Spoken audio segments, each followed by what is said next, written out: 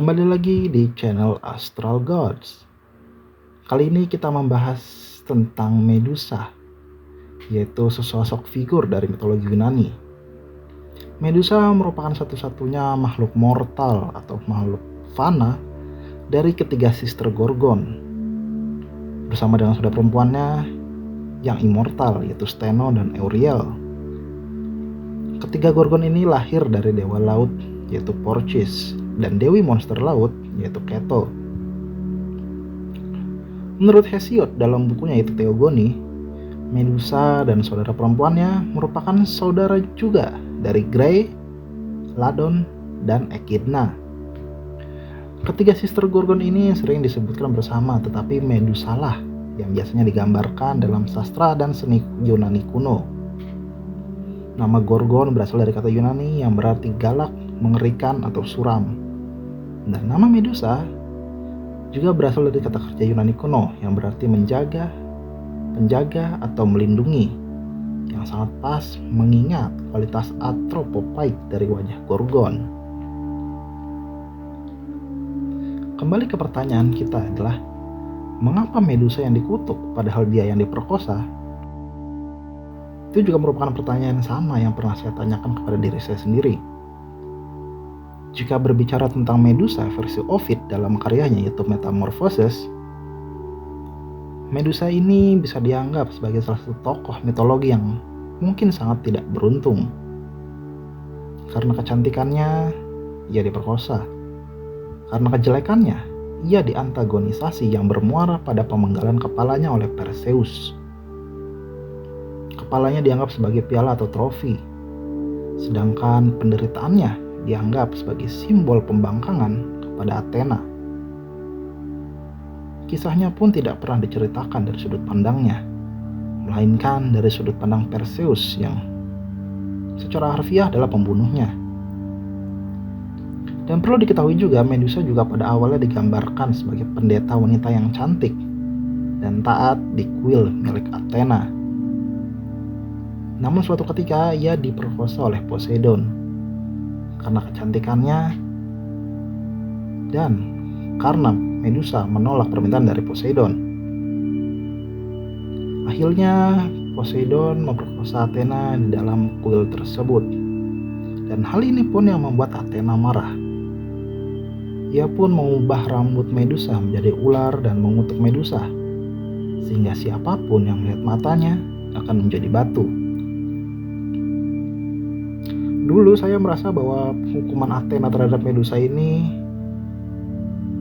yang melakukan penghinaan terhadap kuilnya adalah hal yang salah secara moral. Athena salah mengartikan pemerkosaan tersebut sebagai hubungan yang konsensual atau timbal balik. Namun saat memikirkannya kembali, barangkali Athena tahu bahwa itu memang pemerkosaan. Penghukuman tersebut adalah caranya untuk melindungi Medusa dari siapapun yang akan mendekatinya dengan niat buruk yang sama. Oke, maksud saya, jika dilihat dari kacamata Athena, ia juga tidak berada pada posisi yang menguntungkan. Ia memang seorang dewi yang kuat, tetapi ia bukanlah tokoh dan otoritas tertinggi.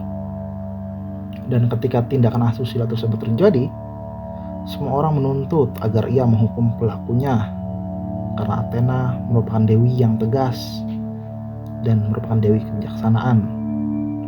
Namun, karena ia tidak bisa menghukum Poseidon, maka jadilah ia yang menghukum Medusa. Seharusnya ia membunuh Medusa, tetapi yang ia lakukan adalah menjadikan Medusa sebagai Gorgon dengan rambut ular yang penuh kutukan.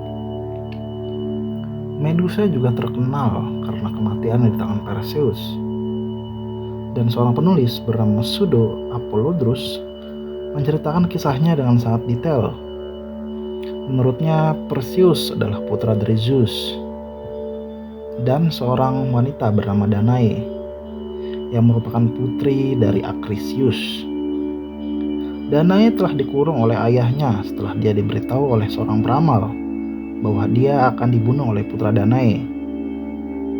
Ketika Acrisius mengetahui bahwa Perseus telah lahir dan merupakan putra dari raja para dewa, Dia memasukkan Danae dan putranya Perseus ke dalam peti dan melemparkannya ke laut.